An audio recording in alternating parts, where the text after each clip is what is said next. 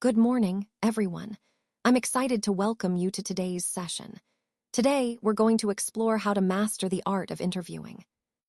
This is part of our HR intern training series with ADollarClass. Over the next few minutes, we'll cover key techniques, best practices, and tips to help you become more confident and effective in conducting interviews. Let's get started. Welcome to HR interview training. I'm glad you're here, because today we're going to dive into some key aspects that will help you become more confident and effective in conducting interviews. Our main objectives are to understand the importance of interviews in the hearing process and to learn practical skills that will improve how you prepare and ask questions. We'll also cover how to evaluate candidates fairly and consistently, which is crucial for making the best hearing decisions. Plus, I'll share some essential do's and don'ts to keep your interviews professional and productive. As we go through this, remember that the goal is to create a positive experience for both the candidate and your organization, while ensuring we find the right fit. So, let's get started and explore how these elements come together to make a successful interview process. Now, let's talk about why interviews are such a crucial part of the hearing process. First and foremost, an interview provides the very first real-time impression of a candidate. It's our chance to see how they present themselves, how they think on their feet, and how they might fit within our team. Interviews also help us evaluate key aspects like their skills and experience, but they go beyond that. We get a sense of their cultural fit, how well their values and work style align with ours, and their communication skills, which are essential in almost every role. This stage is really a pivotal decision point. It's where we gather the insights that tip the scales toward making a confident hearing decision. And beyond just selecting a candidate, the interview also sets the tone for how our organization is perceived. It's an opportunity to showcase our employer brand, what makes us unique, and why someone would want to work here. So, in summary, interviews are not just about assessing qualifications. They're about making meaningful connections and shaping the overall candidate experience, which ultimately reflects on our company's reputation. Now, let's take a closer look at the different types of interviews you might encounter. First up, we have structured interviews. These are quite straightforward. They involve a set list of questions that are asked uniformly to all candidates. The main advantage here is fairness and consistency, which makes it easier to compare candidates objectively.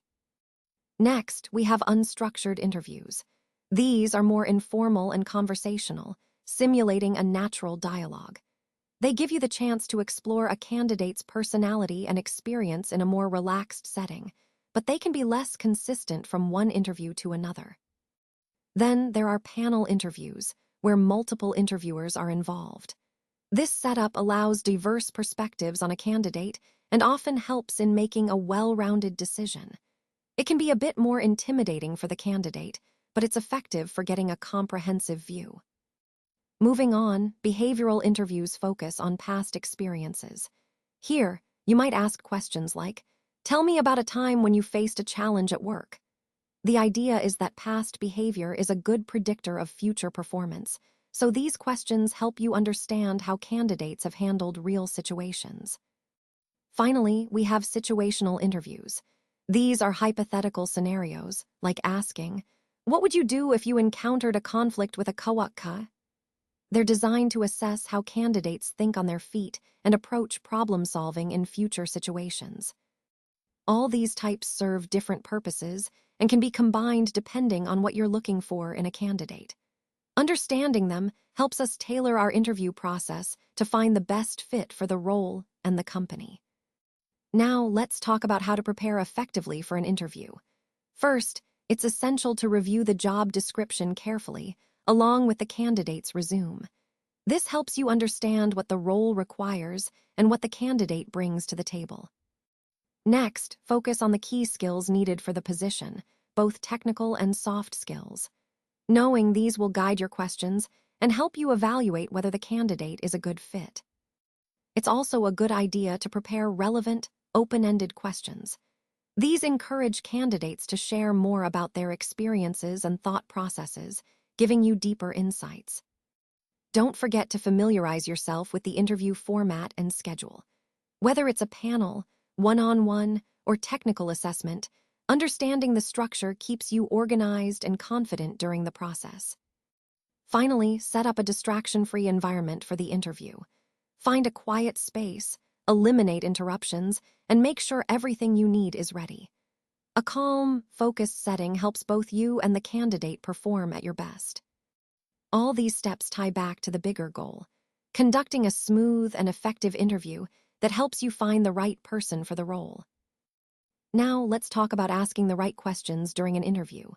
One of the most effective tools you can use is the STAR method, which stands for situation, task, action, and result. This approach helps you craft questions that encourage candidates to share specific examples from their past experiences.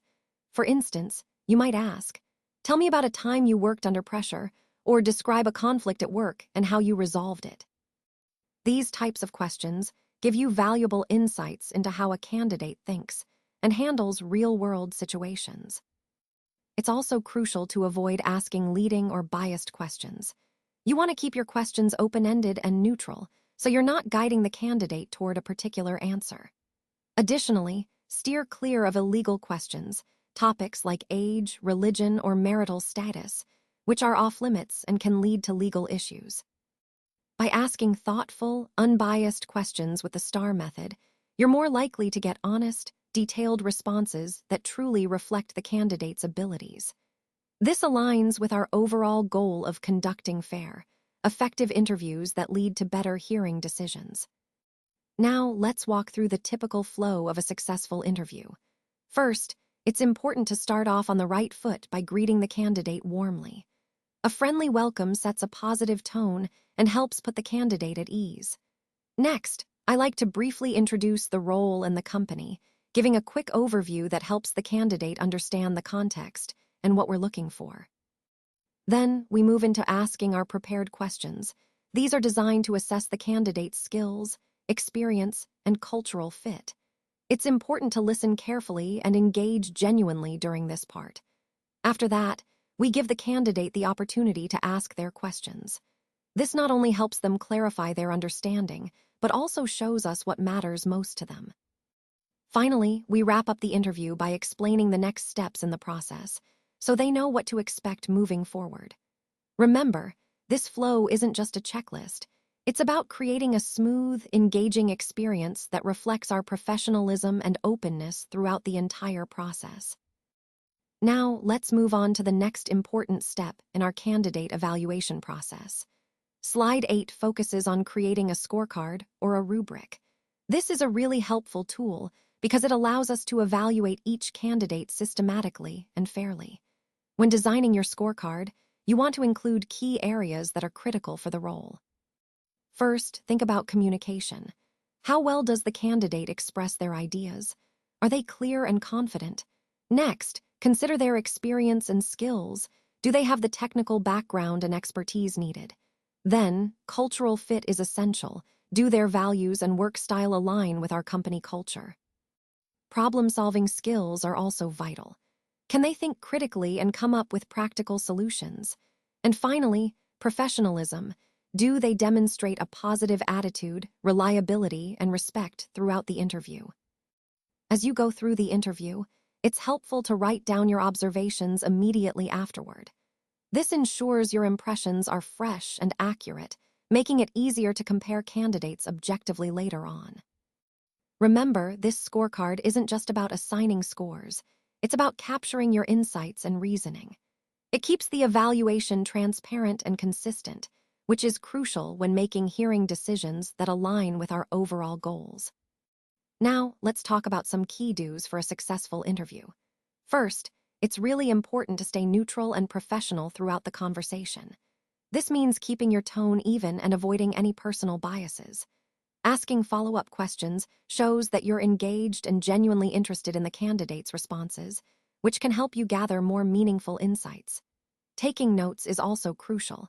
They help you remember important details and stay organized. And finally, sticking to the timeline ensures that the interview stays on track and respects everyone's schedule. On the flip side, there are some common pitfalls to avoid. For example, don't interrupt or rush the candidate. That can make them feel uncomfortable or rushed. It's also important not to judge someone based on their appearance or accent. Focus on their skills and qualifications instead. And of course, steer clear of asking personal or discriminatory questions, as these are not only inappropriate but could also be unlawful. Overall, these do's and don'ts help us create a fair, respectful, and effective interview process, which ties back to our overall goal of finding the best fit for the role while maintaining professionalism and integrity. Now, let's talk about some important legal and ethical considerations when conducting interviews. One key point is ensuring equal opportunity employment, or EOE. This means we want to create a fair and unbiased process for all candidates. To do that, it's crucial to avoid questions related to race, gender, religion, sexual orientation, age, or family status. These topics are protected by law, and asking about them can lead to discrimination issues and legal complications. Additionally, respecting confidentiality is essential. Candidates need to feel safe sharing honest answers, knowing that their personal information won't be mishandled. It's also our responsibility to document interview outcomes accurately. This helps maintain transparency, supports fair decision-making, and ensures we have a clear record of how each candidate was evaluated. Overall, these considerations help us uphold integrity and fairness throughout the hearing process, aligning with our broader commitment to ethical practices and a respectful workplace culture. All right, now it's time to put what we've learned into practice with a role-play activity. In this exercise, one of you will act as the interviewer, and the other will take on the role of the candidate. The goal here is to simulate a real interview scenario, which helps you develop your skills in a practical setting. We'll be using the STAR method during this activity. Remember, STAR stands for situation, task, action, and result. It's a structured way to answer interview questions clearly and effectively, highlighting your experiences and problem-solving abilities.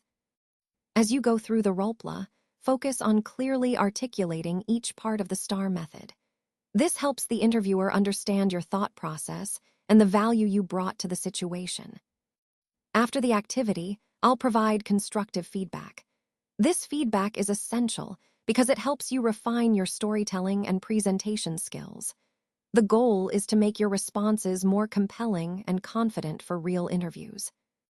This practice not only boosts your confidence, but also reinforces how to communicate your experiences in a structured, impactful way, key for successful interviews and overall professional growth.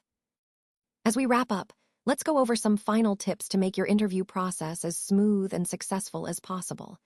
First, it's so important to be prepared. That means doing your homework on the company, understanding the role, and practicing your responses so you can speak confidently. Next, always maintain a professional and respectful demeanor. This leaves a strong impression and shows you're serious about the opportunity. Consistency is key, so use the same evaluation criteria throughout your preparation and during the interview. This helps you stay focused and fair, and it also makes it easier to compare different opportunities objectively. Remember to keep your focus on the job relevance. Highlight your skills and experiences that directly relate to what they're looking for. This demonstrates you're a strong fit for the role. And finally, don't forget to follow up promptly after your interview. A quick thank you note not only shows your appreciation, but also keeps you top of mind. These tips, when combined, create a cohesive approach that can really boost your chances. So keep these in mind as you move forward, and good luck. All right, now we're at the final slide, which is all about Q&A and next steps. I want to open it up for any questions you might have. This is your chance to clarify anything or dive a little deeper into any part of the presentation. Also, I'll be sharing an interview checklist and some additional resources that can really help you prepare moving forward. These tools are designed to keep you organized and confident as you approach your interviews. Finally, we'll be assigning some mock interviews for practice. These are great opportunities to apply what you've learned today in a realistic setting, get feedback, and build your confidence. So feel free to ask questions now or reach out later if anything comes to mind. Remember, the goal is to keep practicing and refining your approach. Thanks for your engagement today. Let's keep that momentum going.